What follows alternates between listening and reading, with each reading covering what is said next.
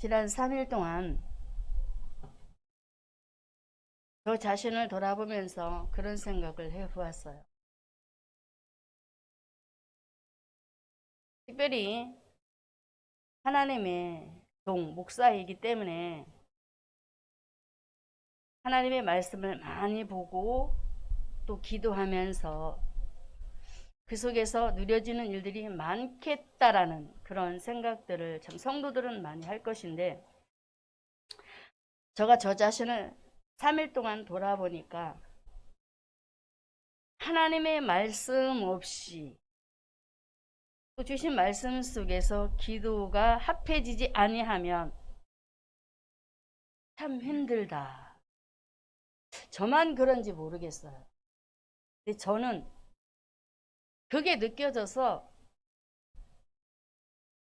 하나님께서 우리와 함께 하시는 방법, 주의 날에 하나님께서 목사님을 통해 말씀 우리에게 주시고는 3일 동안 아브라함처럼 열심히 준비하게 하시는 그것이 무엇이었을까 생각해 보니까 기도라는 그 부분이 저에게 와 닿았어요.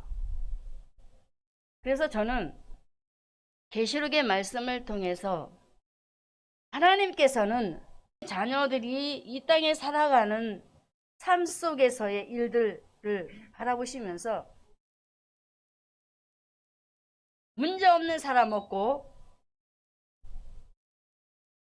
또 삶 속에서 환난 없는 사람 없고 평안히 살아간다고 하지만은 어느 누구나가 다 근심이 있고 걱정이 있고 이 땅에서의 삶은 그런 부분들이 지속되어진다라는 그런 부분들을 오늘도 계시록의 말씀을 통해서 제가 총정리를 한번 해보면서 하나님께서 왜 요한을 통해서 기도라는 이런 부분들을 우리에게 계속적으로 말씀을 주시며 또 주시는 것일까?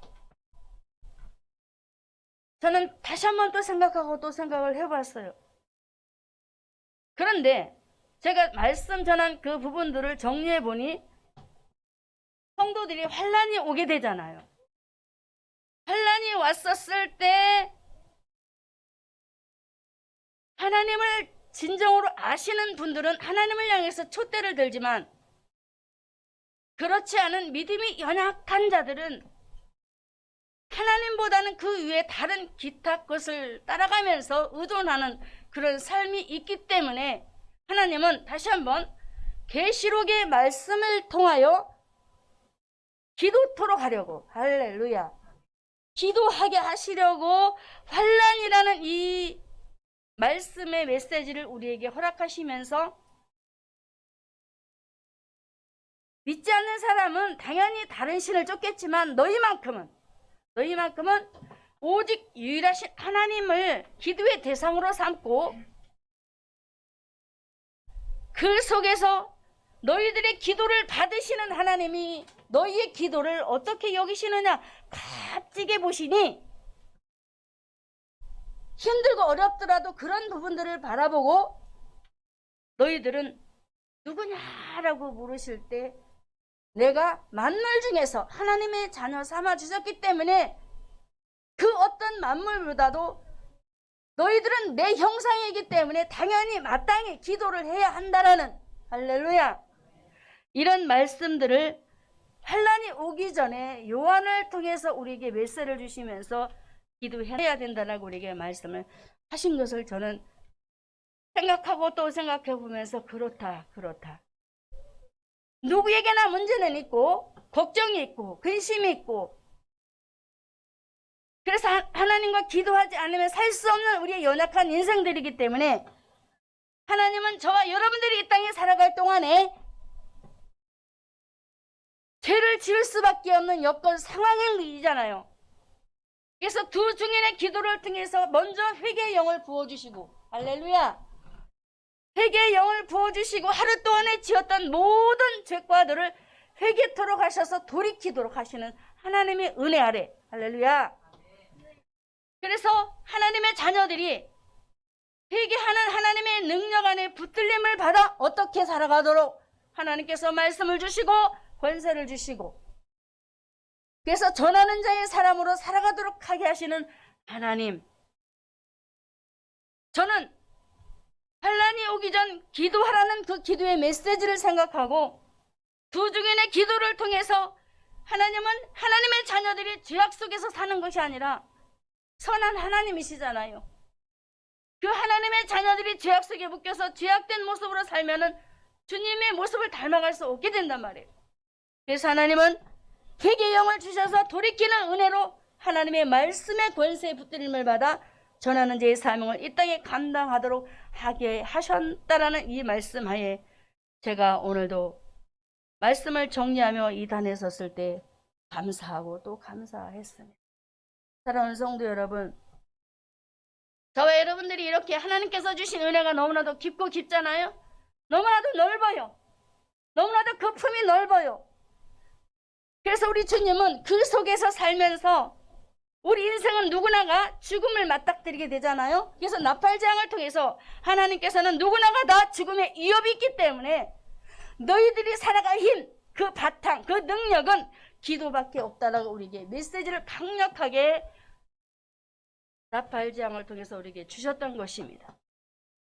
그래서 저와 여러분은 하루 동안 살아가면서 나에게 죽음의 재앙이 오지 않았을지라도 나에게는 시한부라는 그 인생의 그 타이틀을 가지고 우리가 하나님 앞에 기도자로 서야 될 것을 믿습니다. 그래서 우리 모두가 하나님 앞에 이제 어떻게 어떤 모습으로 주님은 살아가기를 원하세요? 남은 처녀들을 통해서 응답받지 못하는 부분, 성령 인도받지 못하는 부분, 성령 인도받지 못하고 기도하는 그 부분들을 통해서 그런 성도가 되지 말고 성령의 인도받아 기도하여서 천국을 소유한 소유자답게 하나님의 자녀로서 특권을 가지고 기도하여 응답을 받아 누리는 하나님의 자녀들이 되거라 라고 우리에게 기도를 통해서 여기까지 말씀을 해주셨어요. 저는 마지막으로 무엇을 느꼈느냐면은 오늘 말씀의 제목이 무엇입니까? 요한의 기도입니다. 요한이 무엇을 기도했을까? 뭘 놓고 기도했을까? 요한의 심령은 아주 애절했어요. 절박했어요. 얼마나 절박하고 애절했는지 계시록 5장 3절 오늘 본문에 자, 읽겠습니다. 하늘 위에나 땅 위에나 땅 아래에 능히 책을 펴거나 보거나 할 이가 없더라. 하나님께서 환상을 보여주셨잖아요. 책을 들고 계신 하나님의 모습을 보여주셨잖아요. 그 모습을 본 이 요한이 어떤 심정으로 자기가 받은 은혜가 굉장히 커요.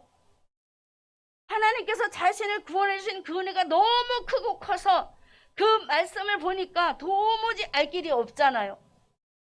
그래서 요한은 하나님 앞에 간절한 심정을 가지고 기도를 하는 거예요. 하나님 나에게 말씀을 열어주세요. 말씀을 열어주세요. 나는 아무리 보아도 알 수가 없어요. 열 수도 없어요. 말씀을 보니 나는 저럴 사람도 변하지도 못해요 라고 하는 그런 심정을 가지고 영혼을 향해서 그가 하나님 앞에 기도하는, 무엇을 열어달라고? 하나님의 말씀. 당시 계시록을 기록했던 그 당시의 모습을 보면은 굉장히 살벌했습니다.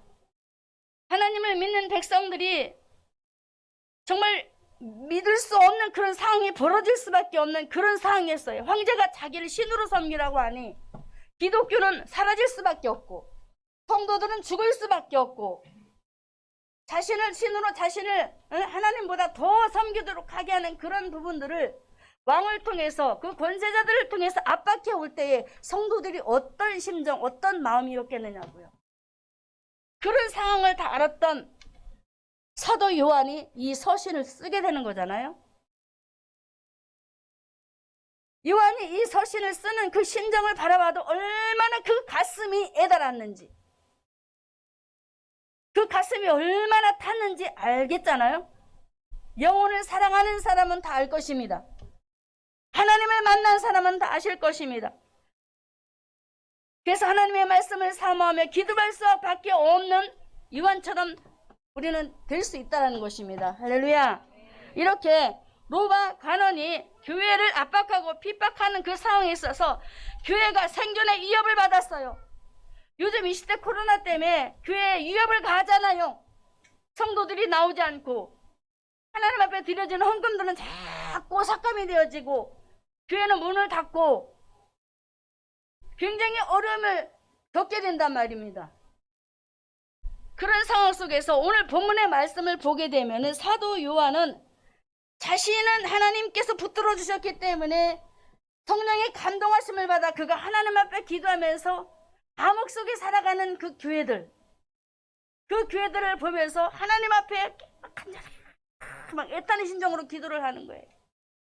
참 저는 이 모습을 보면서 사도 요한의 심정이 이해가 되고 절절히 와닿는 거예요. 왜냐하면 저도 요한처럼 그 상황은 겪지 않았지만 하나님께서 주신 구원의 은혜가 있을 때 나를 구원하신 그 은혜의 말씀이 내게 다가와서 정말 그 깊은 은혜를 깨달았을 때는 그 한 영혼들이 사단에 의해서 그들이 압박을 당하고 포로가 되어서 하나님을 알지 못하고 고통 속에 헤매일 때 제가 어떤 심정으로 그들을 위해서 기도를 했겠어요.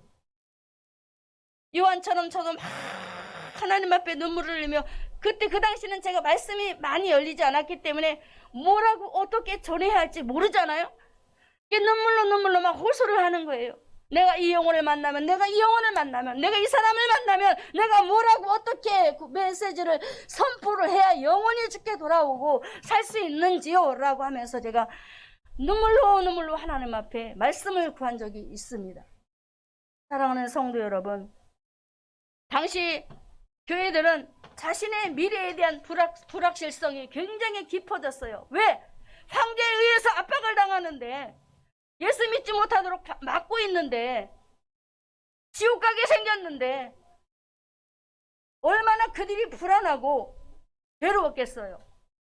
그런 노출된 위험 상황 속에서 오늘 본문에 사도 요한이 어디에서 지금 유배 생활을 합니까? 밤모성.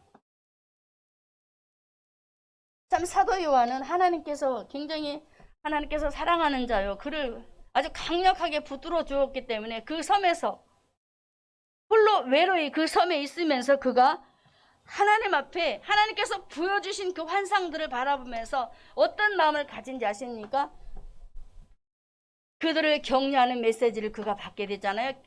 7교회를 통하여서 하나님께서 7교회 메시지를 주시잖아요. 그 교회들에게 위로와 격려와 또는 경고의 메시지를 그에게 주셨을 때에 사도 요한은 하나님 앞에 더더욱 기도하면서 계시록 5장 1절과 2절에 다시 한번 보겠습니다. 환상을 보면서 그가 어떤 마음을 가졌는지. 자, 보겠습니다. 내가 봄에 보좌에 앉으신 이의 오른손에 책이 있으니 안팎으로 썼고 7인으로 봉하였더라. 또 봄에 힘있는 천사가 큰 음성으로 외치기를 누가 책을 펴며 그 일을 떼기에 합당하냐라고 합니다. 보세요. 지금 하나님의 말씀이 손에 들려졌는데 열려지지 않으니까 얼마나 답답하겠어요. 하나님 나라의 흥망성쇠 이 모든 것들이 보여지지 않으니까 굉장히 답답했단 말이에요. 그래서 사도 요한은 그 사실을 하나님의 말씀들을 알 수 없게 되자 하나님 앞에 막 울부짖어 기도하는 거야. 여러분, 우리가 이런 심장을 가져야 합니다. 하나님께서 내게 말씀을 던져주시는데 단에서 말씀을 선포하면서 이 말씀을 받으라고 하는데 안 열려져요. 답답해요. 도대체 무슨 말인지 모르겠어요. 교회는 오긴 오는데 너무나 힘들어요. 거저왔다 거저가기가 너무나 아깝지 않아요? 그런 상황 속에 여러분, 오늘 본문에 여러분들의 것으로 적용하셔서 내가 아무리 들어도 최 목사를 통해서 우리 황인수 목사님을 통해서 말씀을 듣기는 듣는데 도무지 무슨 말인지 모르겠어서 그냥 돌아가서 너무 힘들어요. 내 생활 속에서 적용도 안 되고 내가 어떻게 살아야 할지, 어떻게 가족들에게 내가 만난 예수를 전해야 될지 이런 부분도 도무지 와닿지 않고 할 수도 없고, 여러분 이렇게만 생각을 해도 우리가 요한처럼 열려지지 않는 말씀 때문에 내가 힘들어하고 고통스러워 나 혼자 옹알이 하잖아요. 열려지지 않는 부분들은, 이런 부분들을 보면서 우리가 어떻게 해야 될까요?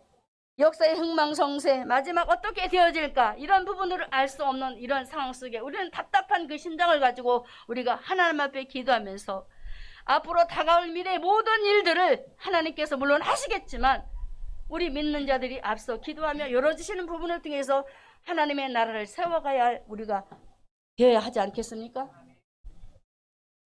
저는 오늘 사도 요한이 마지막 종말의 기도를 통하여서, 이게 마지막 제가 전하는 이 메시지 부분은 종말의 기도입니다.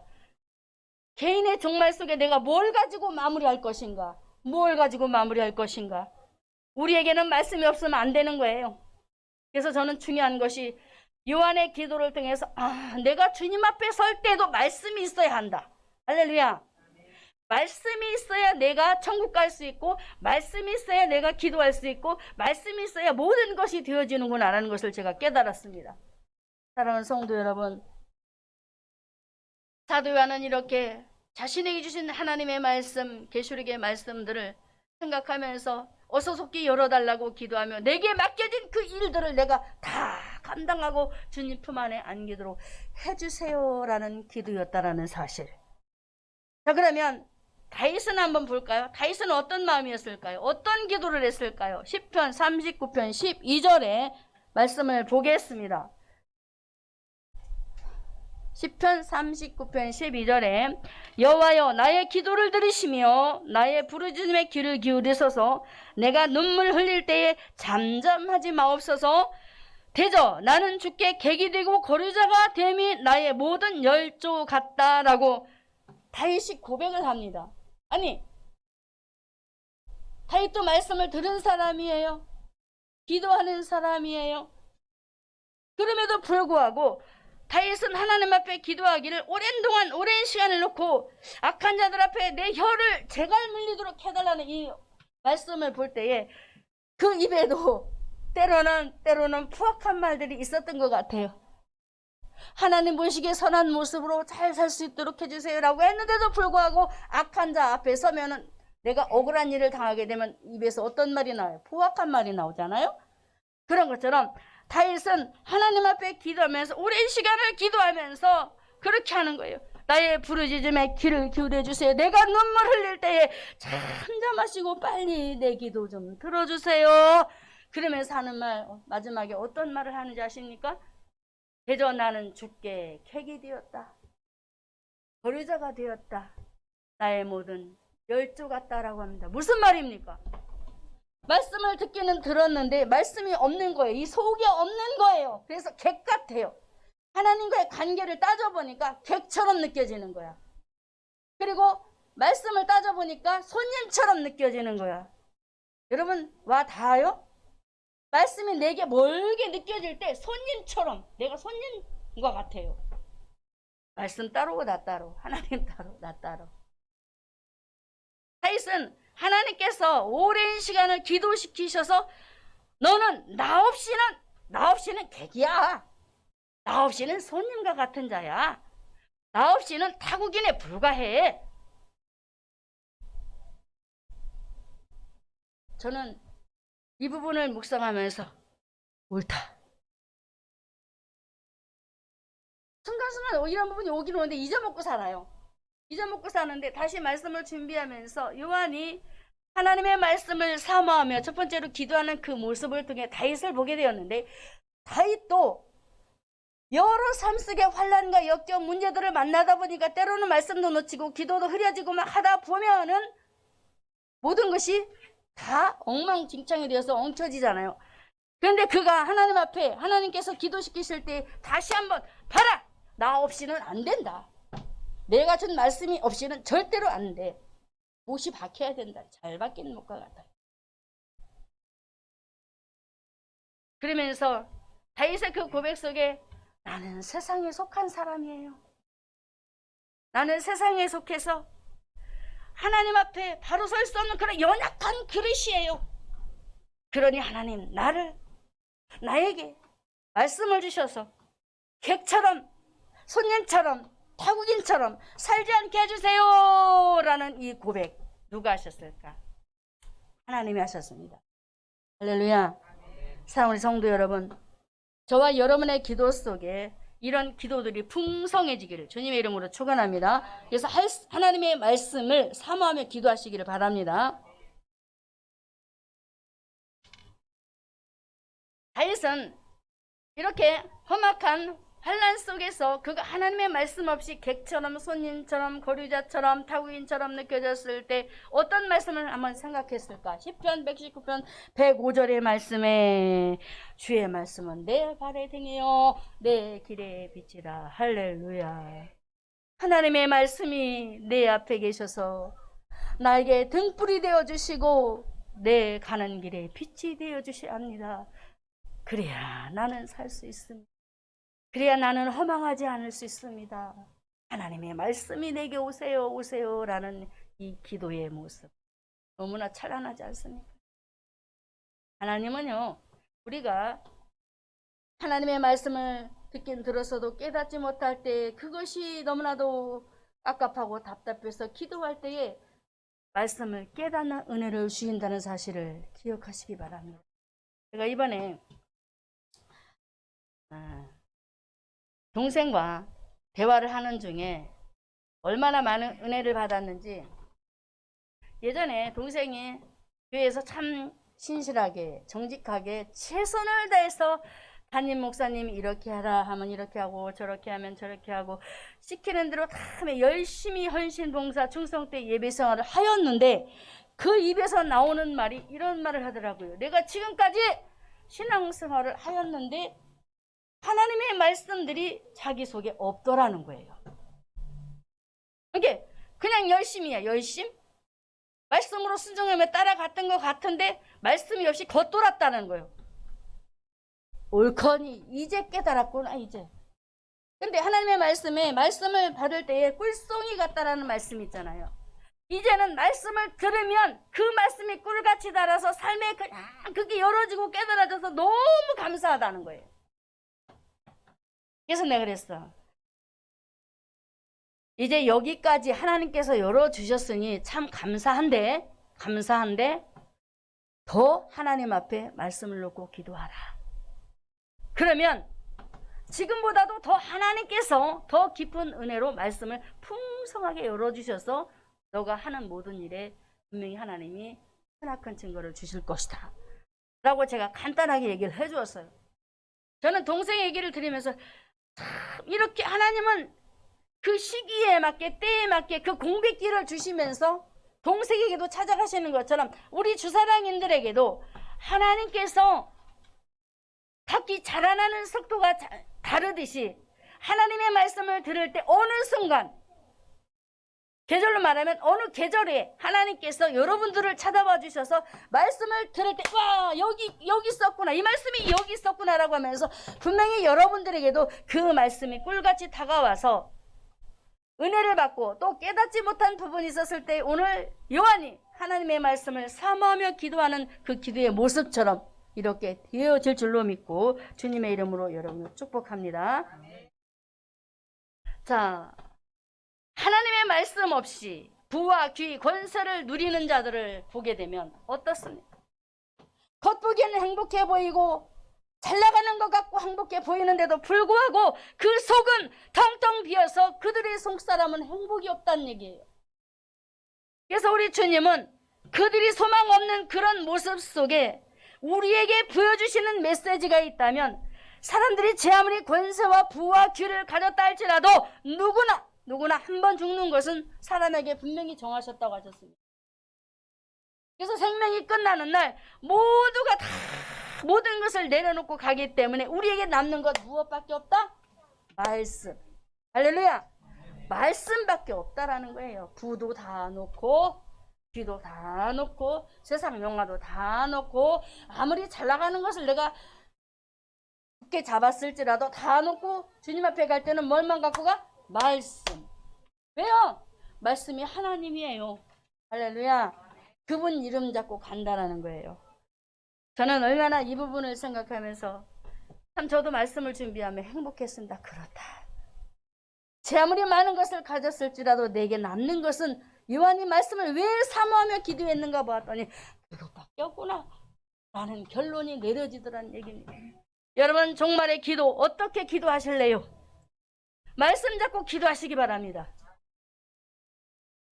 그래서 예수님께서도 이렇게 말씀하셨어요. 내 안에 거하라. 요한복음 15장 4절에 내 안에 거하라. 나도 너희 안에 거하리라. 왜? 주님의 말씀이잖아요. 그 말씀 안에 거하라. 가지가 포도나무에 붙어지 있지 않냐면 절로 가시를 맺을 수 없다라고 말씀하셨는데 무슨 말씀입니까? 하나님의 말씀을 붙들지 않냐면 거루자다.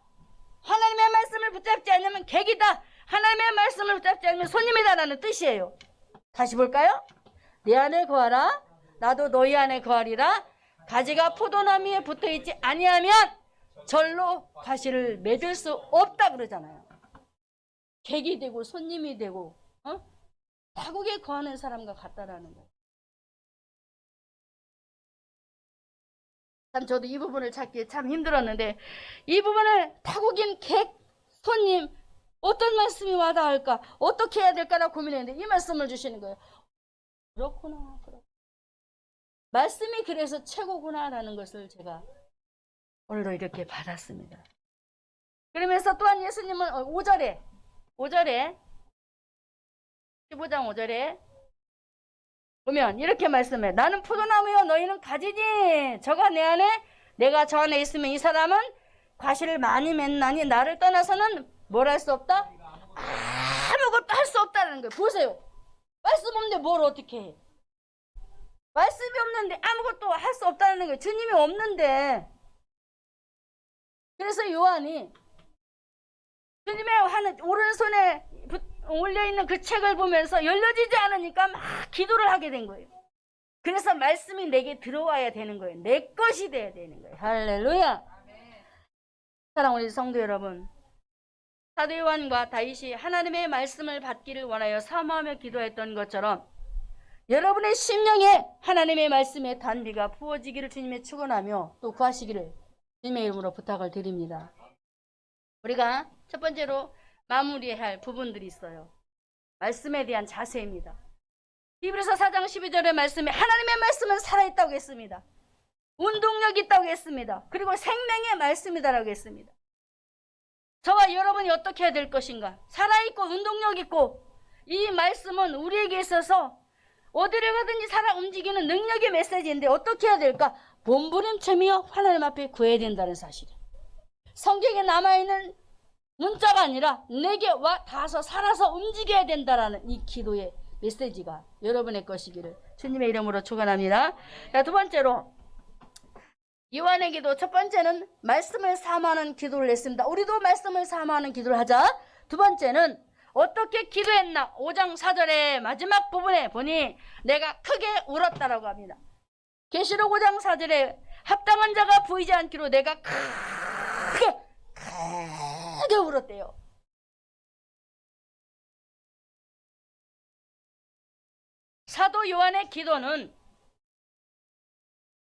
사도 요한의 기도는 단순한 기도가 아니에요. 하나님의 말씀을 잡은 기도예요. 알 수 없는 그런 부분에 여러분 오늘 마음에 심령에 충격받기를 바랍니다. 충격을 받아야 돼. 충격이 없으면 반동이 없으면 도전이 안 돼요. 힘들어도 여러분들 다 붙잡으시려면 쫓아갈 수 없습니다. 오늘 이 예배 속에서 여러분들이 주신 단 한 말씀만이라도 붙잡고 가시기 바랍니다. 사도 요한은 이렇게 마지막 역사의 흥망성쇠를 알지 못해서 하나님의 말씀을 잡고 기도할 때에 하나님 앞에 목청이 터지도록 막 부르짖는 거예요. 저도 그랬어요. 저도 하나님 앞에. 성경을 구석구석 돌아다니면서 제일 좋아하는 게 모세야. 제가 다윗하고 모세가 막 하나님 앞에 기도하는 장면을 붙잡고 기도하면 하나님 나는 이 말씀을 내가 모르겠는데 내가 어떻게 해요? 집사 때니까 당연한 건데 근데 사모하는 은혜를 주셔서 제가 하나님 앞에 막 아무도 없을 때 기도해요. 창피하잖아요. 혼자 교회 가서 막 엎드려서 막 아무도 없으면 또 막 큰 소리를 질러가지고 하나님 앞에 눈물을 막 흘려가면서 진심으로 가식이 아닌 정말로 우러나는 심령으로 하나님 앞에 막 기도를 하는 거예요. 어떻게 되었을까요? 열어주신다니까요. 저는 하나님의 말씀을 모르고 그 부분을 자꾸 내가 막 기도를 하면 그 세계를 막 펼쳐주시는 거예요. 성경 구절 속에서 막 열어주시는 거예요. 기가 막히지 않습니까? 다 제가 토로할 수 없어요. 열어주시는 구절들이 영적 세계와 육적 세계와 이런 부분들이 막 붙잡고 기도하면 그 속에서 연결해서 하나님이 기도 속에서 막 환상처럼 지나가요. 실전입니다. 그래서 여러분들이 하나님 앞에 조금만 마음을 열어주세요. 열어주셔서 앞으로 우리가 해야 될 짐이 있잖아요. 짐. 우리에게 맡겨진 짐이 뭐예요? 나도 짐이지만 여러분 가족입니다. 할렐루야. 그 가족의 짐을 내가 지고 있는데 오늘 말씀에 사도 요한이 하나님의 말씀을 사모할 때 그냥 사모한 것이 아니고 통곡하며 부르짖으며 그 말씀을 알기 위해서 왜 열어줘야 하나님께서 원하는 것을 내가 할 수 있잖아요. 이 애절함이 여러분의 심령에 들어간다면 저는 여러분들이 막 그 자리에서 팔딱팔딱 뛰면서 아마 춤을 출 거라고 저는 상상을 하고 있어요. 그 정도로 하나님께서 여러분에게 은혜를 주시기 때문에 사도 요한은 통곡하며 하나님 앞에 기도할 수 있었던 것, 계시록 1장 10절의 말씀에 그는 성령의 사람이었습니다. 그리고 계속적으로 천국을 보면서도 성령의 충만한 가운데 천국을 보게 되고 환상 가운데 또 5장에도 계속적으로 성령의 충만한 가운데 주님의 손에 붙들려 있는 책을 보게 되고 그냥 육의 모습이 아닙니다. 1장 10절에 보겠습니다. 주의 날에 내가 성령에 감동하여 내 뒤에서 나는 나팔소리 같은 큰 음성, 할렐루야. 성령의 감동이 되어지면 하나님의 음성이 그렇게 들려지는 거예요. 주님이 감을 치는 것이 아니고 감을 막 쳐서 크게 소리 지르는 것이 아니고 그렇게 들려지는 거예요. 말씀이. 계속적으로 계시록을 쓴 부분들을 바르면 사도 요한은 육의 사람이 아니었어요. 성령에 감동된 사람. 할렐루야. 성령의 감동이 되어서 하나님 앞에 기도하며 그가 환난을 이기는데 통곡하며 부르짖는 이 사도 요한의 기도 속에 그 신앙생활을 보면은 계시록 1장 12절에 우리 함께 읽겠습니다. 12절이 아닌가요? 2절 제가 잘못 적은 것 같아요. 제가 읽을게요. 요한은 하나님의 말씀과 예수 그리스도의 증거고 자기 본 것을 다 증거하였다라고 합니다. 성령에 감동되어진 이 요한이 하나님의 말씀을 증거하는 그 일 때문에 또 하나님의 말씀 때문에 어디로 귀양 갔어요? 밤모섬. 말씀 때문에 예수님을 전하는 일 때문에 밤모섬에 귀양 가서 그가 무엇을 했어요? 홀로 외로이 고독한 모습 속에서 그가 하나님 앞에 뭐 했어요? 통곡하며 기도했다라는 거예요. 뭘 열어달라고? 말씀. 아우 나는 눈물이 안 나와요. 네, 안 나올 수 있어요. 그런데 하나님 누구 집사는 누구 권사는 누구 목사는 누구는 어떤 성도는 하나님 이렇게 말씀을 열어주셔서 이렇게 기도도 하였다는데 나라는 누구는 왜 이런 거예요? 라는 이런 말도 주님 앞에 던져봐야 되지 않을까요? 그렇지 않습니까? 자존심이라는 게 있잖아요. 영적 자존심. 여러분 영적인 자존심이 막 툭툭 불거져 나와야 돼요. 누구는 그런데 누구는 이런데 나라는 성도는 지금 나는 어떤가라는 거예요. 오늘 요한을 보면서 우리가 다시 한번 내가 접촉점이 와닿아야 돼요.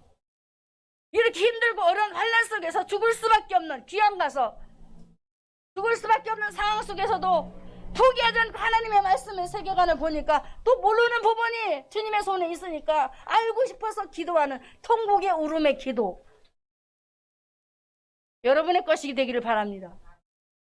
목사만 하는 게 아닙니다. 저는 집사 때도 그렇게 하나님 기도하게 하셨어요. 말씀을 놓고 모르니까 답답해 죽겠거든. 구절구절 쳐다보면 모르겠어서 답답해 죽겠어요. 물어보면 창피하고. 그렇다고 목사님한테 다 물어볼 수도 없고 혼자 막 옹알이를 하면서 막 눈물로 기도하는 거예요. 사모하는 자에게 은혜를 주십니다. 성도도 열어줘야 돼요. 목사만 열어주면 안 돼요. 권사도 열어줘야 되고 다 열어줘야 돼요. 지금 세상을 보시기 바랍니다. 믿지 않는 사람들은 세상 것을 가지고 얼마나 큰 소리치고 당당하게 말을 하는가요?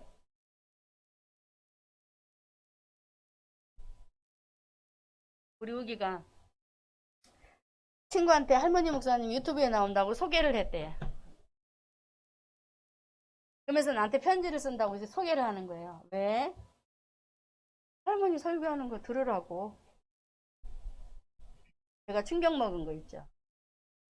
저는 잘 얘기를 안 하거든요. 제 모습에. 저는 제 나름대로 열심히 선전을 하는 거예요. 복음의 아름다운 덕을 선전하는 거예요. 할렐루야.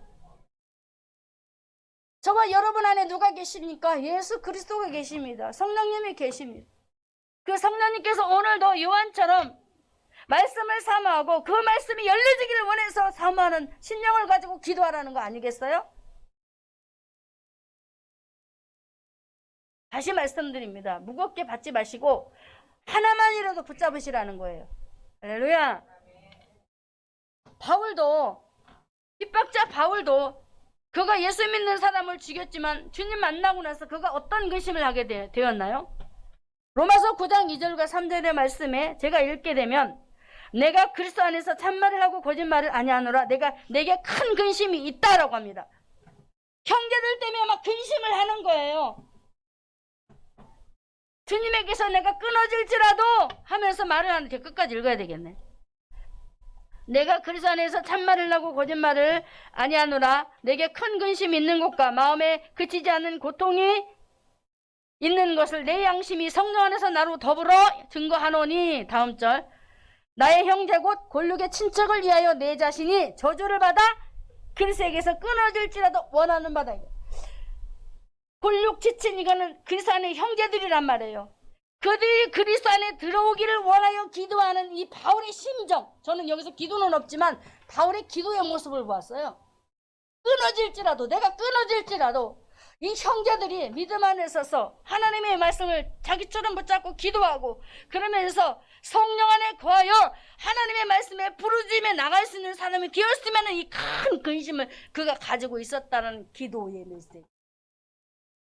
여기서 기도가 나오는 거예요. 얼마나 그가 그런 마음으로 기도했을까요? 글을 쓰면서도 성도들이 이렇게 했으면 하나님 이렇게 해주세요 이렇게 하면서 글을 막 썼을 거란 말이에요. 하나님은 오늘도 저와 여러분이 개개인의 종말을 예시하시면서 너희들이 언제 어느 때 죽을지 모르니 먼저 하나님의 말씀을 사모하는 기도를 하라고 하십니다. 그리고 깨닫지 못해서 구원에 확신이 없는 자들에게도 다시 한번 통곡하며 부르짖어 기도하라고 하십니다. 알아야 되니까. 알고 믿고 받아들여야 하니까. 천국 가야 되니까. 할렐루야. 다른 거 없어요. 요한의 결론은 천국입니다. 계시록 22장에 가서 보면 천국이잖아요. 결론이 천국이에요. 다른 거 없습니다. 통으로 보면 그래요. 오늘 이 시간 저와 여러분이 예수님의 눈물을 한번 보았으면 좋겠습니다. 히브리서 5장 7절의 말씀에 예수님의 눈물 그는 육체로 계실 때에 자기를 죽음에서 능히 구원하실 이에게 심한 통곡과 눈물로 간구와 소원을 올렸고 그의 경외하심을 인하여 들으심을 얻었다라고 합니다. 보세요. 심한 통곡과 눈물, 십자가의 죽으심 부활. 왜 놓고 눈물을 흘렸을까요? 자신이 하나님 앞에 희생양이 돼야 영혼을 구원하는 일이 생기잖아요. 할렐루야. 그러니 눈물을 흘리는 거예요. 나 살려주세요. 그냥 살려주세요가 아니요. 내가 죽어야 이 피를 인해서 이 죄인들이 살기 때문에 내가 죽지만 다시 살려주실 것을 내가 믿고 하면서 하나님을 경외하는 역사. 예수님을 한번 보십시오. 예수님의 눈물, 피눈물, 피가 섞인 눈물, 구원의 눈물이잖아요.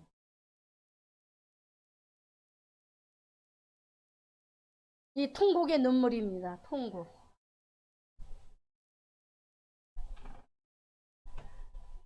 오늘 시간 저와 여러분이 요한을 통해서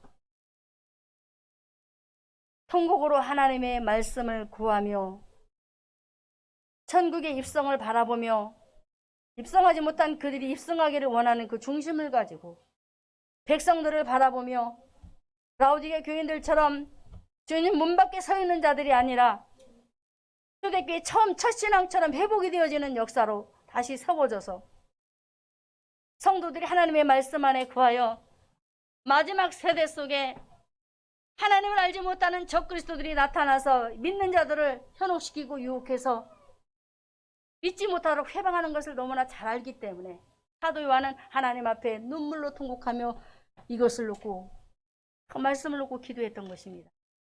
우리가 말씀을 잡고 무엇을 기도할래요? 말씀을 잡고 나에게 이것 복 주세요. 이 말씀을 잡았으니 나에게 자녀를 주세요. 이 말씀을 잡았으니 후세대들이 잘 되게 해주세요 라는 기도가 아니라 영혼을 위해서, 할렐루야, 그리고 가족들을 위해서, 그리고 여러분의 앞에 모든 삶의 유계복도 이루어지기를 원해 함께 기도하시기 바랍니다. 세 번째는 요한의 기도는 위로와 소망의 기도였습니다. 다시 계시록 5장 5절의 말씀을 보겠습니다. 계시록 5장 5절. 장로 중에 하나가 내게 말하되 울지 말라. 유대의 지파의 사자 다윗의 뿌리가 이겼으니 이 책과 그 7인을 떼시리라 하더라. 할렐루야. 위로와 소망의 메시지가 누구예요? 다윗의 뿌리 곧 예수 그리스도이십니다. 할렐루야. 응답을 받잖아요. 다른 것을 응답받지 않았어요. 성경이 열리지 않았어요. 그런데 장로 중에 하나가 와서 말하는 거예요. 다윗의 뿌리가 이기었는데 그분이 7인을 열겠다라는 거예요. 할렐루야. 여러분, 예수 그리스도를 통해서 말씀이 열려지는 거예요. 예수님이 길이에요.